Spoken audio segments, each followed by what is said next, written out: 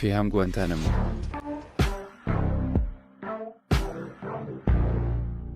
Selon le communiqué du département d'État, la classification en tant que terroristes mondiaux spécialement désignés est déjà en vigueur à partir d'aujourd'hui. Et en tant qu'organisation terroriste étrangère, cela commencera à s'appliquer à partir du 5 juin. Le commandement Sud a décidé d'intensifier ses exercices amphibies, et ce n'est pas seulement une routine militaire. Il s'agit d'une démonstration claire de puissance, au moment où Washington place les factions brésiliennes au même niveau de menace que les groupes terroristes internationaux. La mobilisation des forces amphibies est un atout stratégique qui permet aux États-Unis de déployer rapidement des troupes dans les zones côtières, garantissant ainsi une flexibilité dans les scénarios de crise.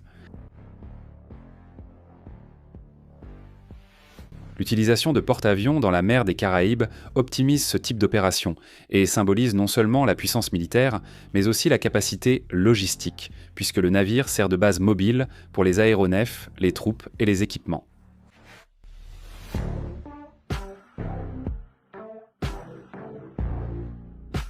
Mobilisation forceuse amphibie stratégique que pour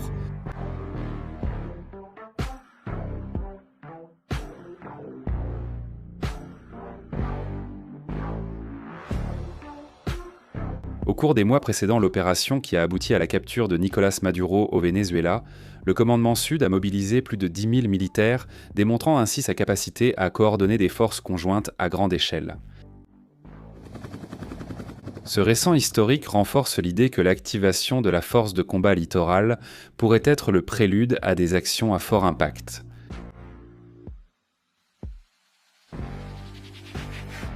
Activation bienvenue sur Vida no Cartel.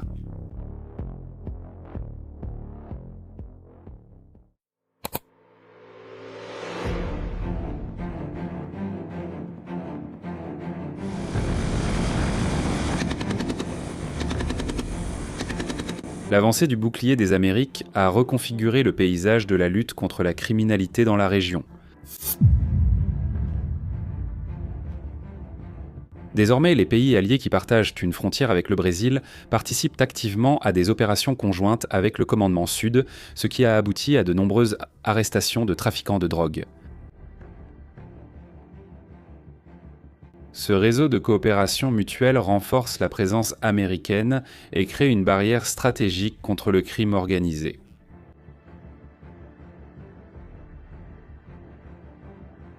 En plus des forces militaires, le FBI a élargi sa présence dans la région en installant des bases au Paraguay et en Argentine, deux pays qui forment la triple frontière avec le Brésil.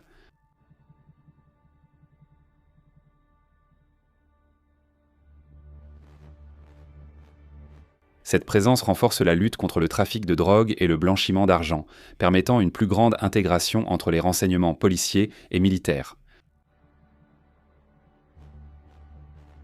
La CIA, quant à elle, opère déjà de manière clandestine sur le territoire brésilien.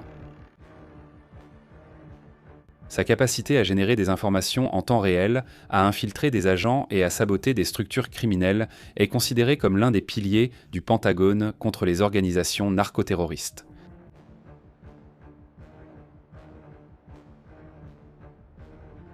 Ces opérations se déroulent dans l'ombre, sans la connaissance officielle du palais du Planalto, ce qui accroît la tension diplomatique.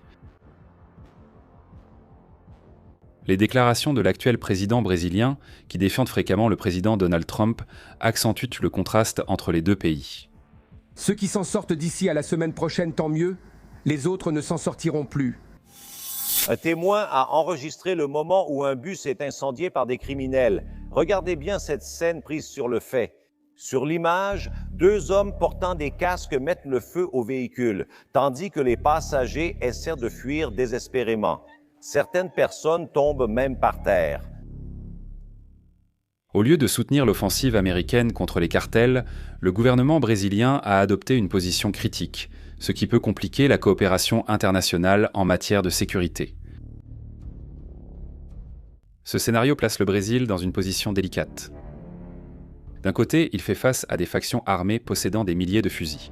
De l'autre, il doit gérer des pressions extérieures qui exigent un alignement sur les stratégies des États-Unis. L'absence de consensus interne sur la lutte contre le narcotrafic favorise une influence étrangère accrue dans la lutte contre la criminalité.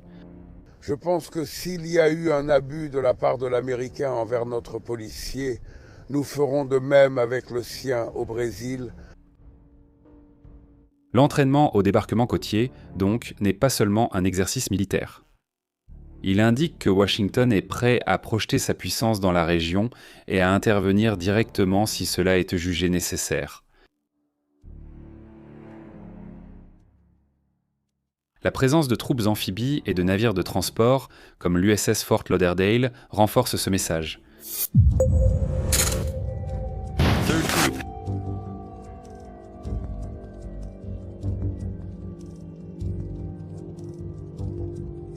D'un point de vue technique, le débarquement amphibie exige une préparation détaillée. Des forces hostiles à terre peuvent être positionnées pour attaquer. Et les conditions de la mer et de la météo peuvent compliquer l'exécution des missions amphibies. C'est pourquoi des répétitions complètes sont essentielles pour garantir l'efficacité et réduire les risques. Le combat littoral exige également une coordination entre la marine, l'aviation et l'infanterie.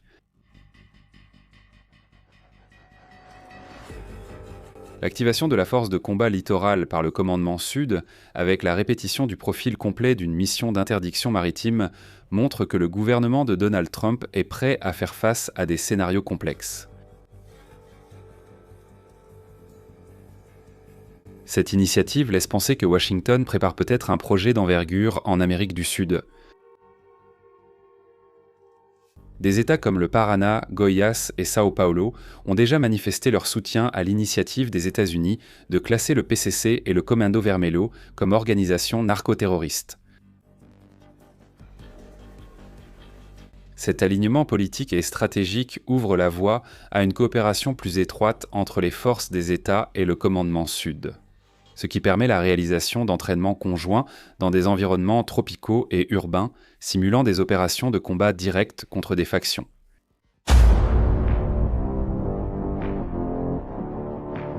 فيها معادل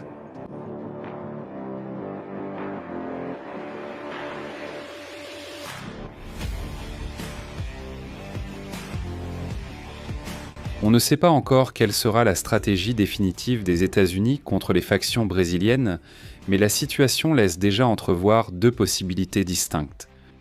L'application de restrictions et de blocages financiers, ou l'utilisation directe de forces militaires pour atténuer et dissuader l'avancée du Comando Vermelho et du PCC. Ces organisations ne sont plus seulement des groupes locaux, elles sont devenues des factions outre-mer, avec des ramifications confirmées dans 6 États américains, ainsi qu'une présence consolidée en Europe et dans toute l'Amérique du Sud. Cette portée internationale a élevé le niveau de la menace, plaçant le narcotrafic brésilien au même niveau de risque que des groupes terroristes mondiaux comme le Hamas et le Hezbollah. Pour relever ce défi, les États-Unis ont mis en place le bouclier des Amériques, en comptant sur des alliés stratégiques comme le Guyana, le Paraguay, l'Équateur, l'Argentine et la Bolivie. Cette ceinture de pays frontaliers du Brésil facilite les opérations conjointes et crée des conditions pour des actions ciblées contre les factions, qui disposent déjà d'une puissance de feu comparable à celle d'armées régulières.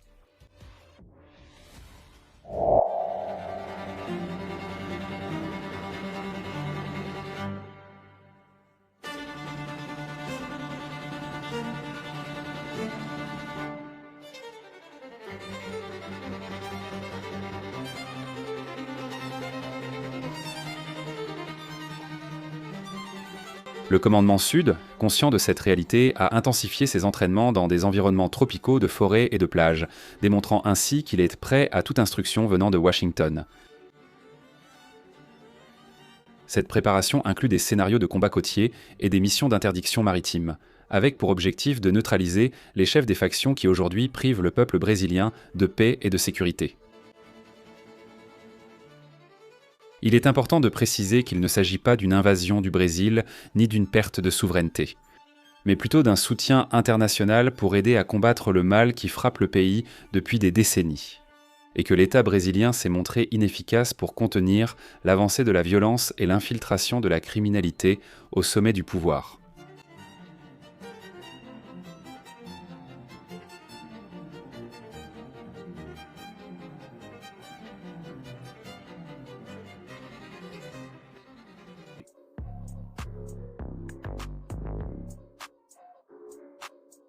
Dans Vie à la caserne, vous restez informé de l'actualité militaire. Laissez votre like, abonnez-vous et regardez l'une des vidéos qui apparaît sur votre écran.